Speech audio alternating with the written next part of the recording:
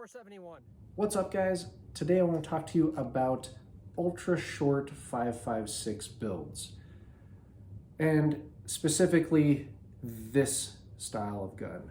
This is a 7.5 inch 5.56 AR15, and this is, in my opinion, an enhanced PDW. I know that the 7.5 barrel length has gotten a lot of hate, and generally for good reason. In discussions, most people are comparing 7.5 ARs to 10.5 ARs and longer.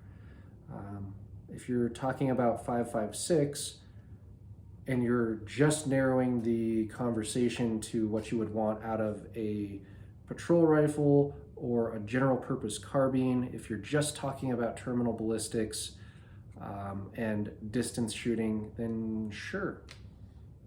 There's not a lot that this can touch on those longer 5.56 builds. And so a lot of that is where the conversation ends.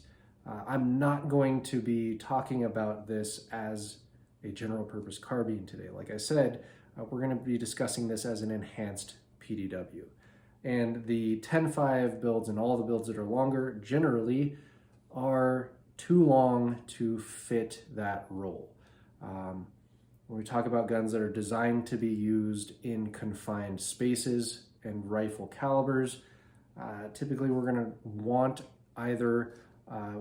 to be fully kitted up with ear protection on, and that allows us to use something like a 10.5 or 11.5 and be roughly the same length as this gun is, or we're going to really need to discuss a dedicated suppressed build. So that's where the conversation is. That's why I'm not going to talk about longer 5.56 builds in this enhanced PDW use case.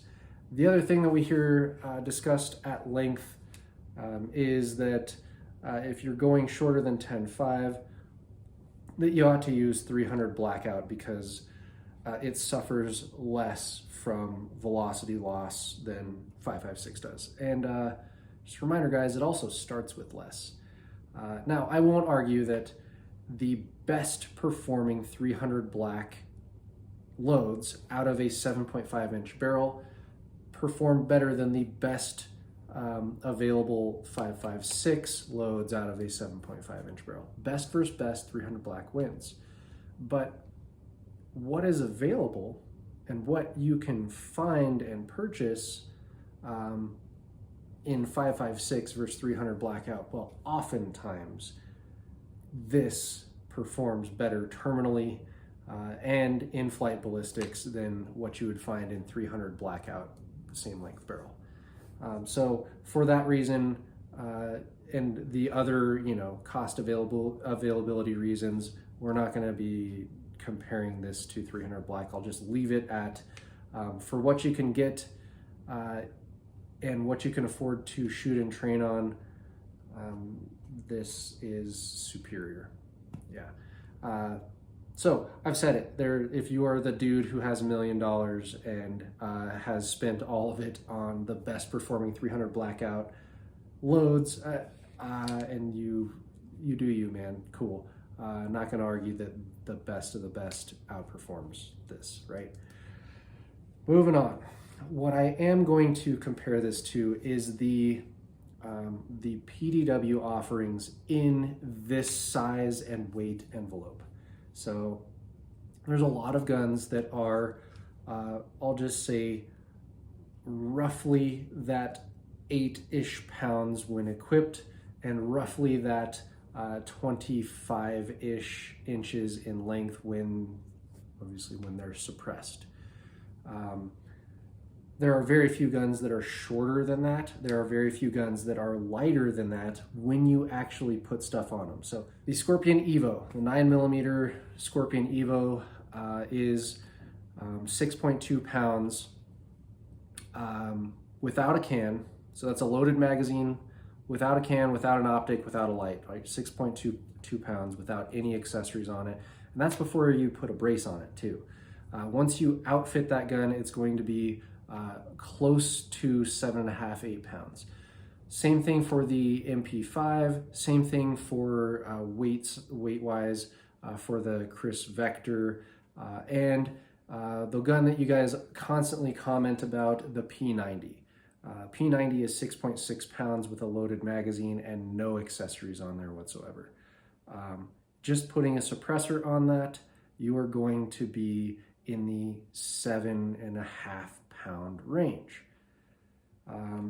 Lengthwise, this is a 25.5 inch gun. Lengthwise, all of the platforms that I mentioned before are going to be roughly that length when you do your brace or stock and you do your suppressor. Many of them are going to be longer than that. If you want to do that comparison of this gun when it is stripped of all its accessories, but it has a loaded magazine in it, this is a 5.5 pound gun loaded, without the optic, without the light, without the can, without the sling, without the bottle of lube that I keep on the pouch here, without the bore rod on there, or without the gas adjustment tool. So no support gear, no accessories. Let's talk about the terminal ballistics compared to those platforms though. If we're talking about all of the pistol caliber platforms, whether they're 940, 45, 10 millimeter, I don't care, 357 SIG, out of a roughly 7.5 inch barrel, assuming a similar 6 inch or 5 inch suppressor on there, the terminals are not even close to this, guys. I have heard people suggest that pistol, like a 9mm HST, would outperform a 7.5 inch 5.56. Not even close, guys. Now, here's that wound track from that 55 grain from the 7.5 inch barrel. So we enter right there. Big blossom as it yaws, and it continues to yaw and turns out the block, punches just enough to hit our 3A vest and not really go anywhere inside of that, and there it is. So is that good defense ammo? No. Is that better performance as far as wounding in gel than you get out of this right here, 9mm gold dot? Yeah, it is. First off, there's added capabilities that I get here versus any of the pistol calibers. Number one is I get to choose my own adventure for barrier performance. I can make a load selection here that makes this gun perform truly barrier blind. You know, it'll blow through drywall, auto glass, car door, and maintain course and still do good terminals. Or I could choose a load that does not perform well through barriers and limits my over-penetration. When I say over-penetration, really I should say mis-penetration, right? All of the good defense loads here for 5.56 out of this 7.5 barrel, all of them have roughly a 14 to 18 inch penetration depth, which is in line. It's actually in, a lot of those loads are in the perfect sweet spot at that 16 inch mark for what the FBI wants to see out of terminal ballistics, right? And you actually consult the FBI on their own tests, and they will all say that the single most important factor for determining the terminal ballistic performance and evaluating the terminal ballistic performance of any caliber and any loading is its penetration value. So there you go. This gets that. It gets enough. It doesn't get too much in the good loads. Compared to pistol, it has that barrier choice, right? It also ignores all soft armor. So there's something that you can't do in all but the very specialty loads of the pistol caliber carbine stuff.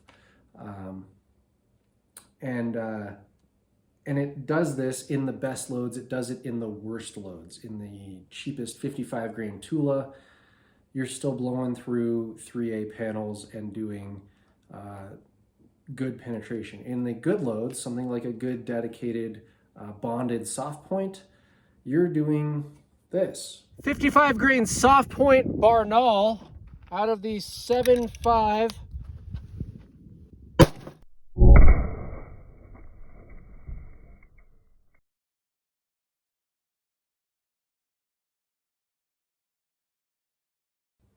That's 12 inches of penetration, good expansion after going through a 3A panel.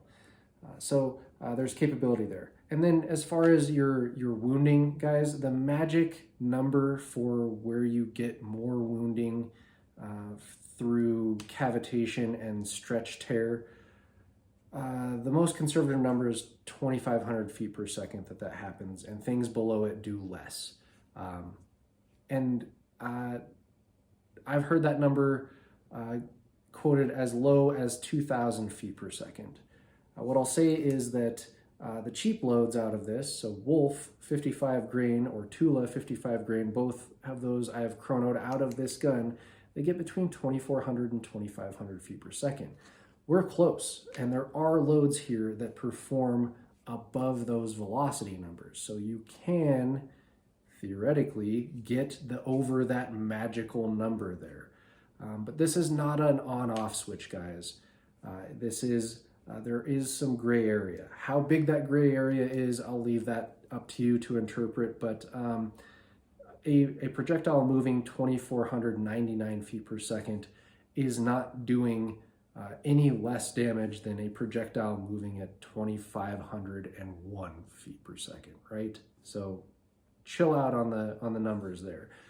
Yes, I understand that more is more when it comes to velocity and this caliber. But let's keep it relevant. Let's talk about, so this absolutely beats the pants off of all of the pistol calibers, regardless of defense loading for those calibers in those PDWs. All right, guys, this is this bottom track here that leads to that guy right there. That is 9mm 115 grain gold dot standard pressure. Wound track, okay. Yeah, we know it does gold dot stuff. Now, this upper track is a 55 grain TSX through a 7.5 inch barrel. And that wound track actually ends right at the end of the block. The projectile was poking out of the back of the block. Now, one of these performs well in bare gel, does better than in glass with deflection, and is going to be better through barriers than the other. One of these will penetrate 3A panels like it isn't there, and the other one is pistol caliber carbine or 9mm of any sort. Let's talk about the intermediate cartridge or the PDW style cartridge guns out there.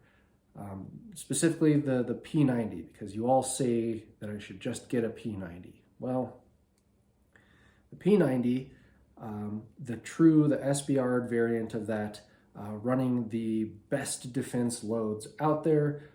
Let's just talk about the gold dot offering there. So it's a 40 grain projectile, and out of the P90, it pushes 2,000 to 2,100 feet per second. Think about that, guys. The gold dot out of this gun is a 62 grain projectile, which chronos at 2,300 feet per second. There's no comparison there, right? We've got more mass, going significantly faster. It's going to do more.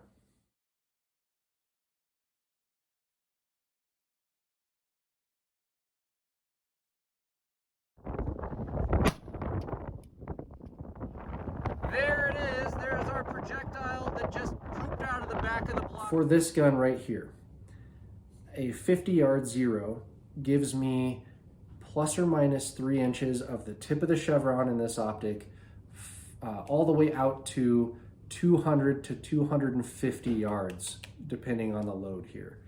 That is a significant capability. Yes, maybe that round is just ice picking at those distances, but I promise you 9mm hollow point isn't doing much better at those distances, and your 5.7 is really suffering at anything past that 100-yard distance. So this is a more versatile ranged platform. These guns have a use, they have a place. Guys, you like this, please remember to like and subscribe. Also, go into the description, click on the link there for my Patreon page, go show me some love there, and join the conversation that we have on Patreon. So I do a lot of posts there, a lot of extra content, and we have a pretty good number of both private conversations with patrons and just the comments on the stuff that I post there. So please join me over there. Guys, thank you for watching. Keep training, stay safe.